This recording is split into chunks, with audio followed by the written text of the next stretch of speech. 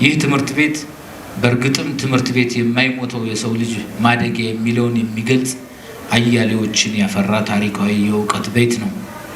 በጎንደርና በዙሪያዋ ተወልደው ዛሬ በየትኛውም የዓለም ክፍል የሚገኙ ብዙ ሺዎች እዚህ ትምህርት ቤት ውስጥ ተሰርተዋል። 85 ዓመታትን ለሚጠጋ ዕድሜ ትውልድ ሲሰራ እንጂ በልኩ ሳይሰራ የኖረ ነው። በዚህ ሳቢያን የመፍረስ አደጋ ተጋረጠበት።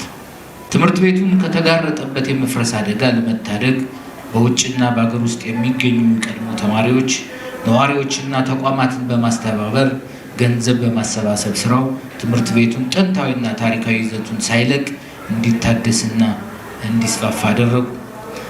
1400 ሜትር ካሬ ላይ ያረፈ ባለ 2 ደርብ ህንፃ ሲሆን በህዝብ ድጋፍና በባለሀብቱ ትብብር የተሰራው ግንባታ ለመጠናቀቅ 6 ዓመታት ፈጅቶበታል። የሰራነው ያሁን ብቻ ሳይሆን የቀጣይም ትውልድ ሐውልት ነውና ባለውም በሚመጣው ትውልድ ስም ላመሰግናችሁ እወዳለሁ። ያለ ትምህርት ሽግግር የለም። ያለ ትምህርት አዲስ ምዕራፍ የለም። ያለ ትምህርት ሀገር አይገነባም። ያለ ትምህርት አዲስ ነገር አይገኝም። ቴክኖሎጂ አይገኝም። ኢኖቬሽን አይገኝም። ምርምር አይገኝም። ምርታማነት አያድግም። የህብረተሰብ እድገት ከምንም ይነሳ ከምንም ያለ ትምህርት ወደ ተስተካካይነት ልንመጣ አንችልም። ይህንን ለማድረግ የግድ ትምህርት ቤቶችን በዚህ መንገድ ማነጽ፣ መስራት፣ መገንባት እና በትምህርት ቤቶቹ ትውልድን መፍጠር ያስፈልጋል። ይሄ ሰው የምንሰራበት ትልቁ ተቋም፣ ሀገር የምንገነባበት ትልቁ ተቋም ነው። ለምን ዛሬ እንደዚህ ተሳካልን የሚለው 3 ሚስጥሮችን ማንሳት እፈልጋለሁ።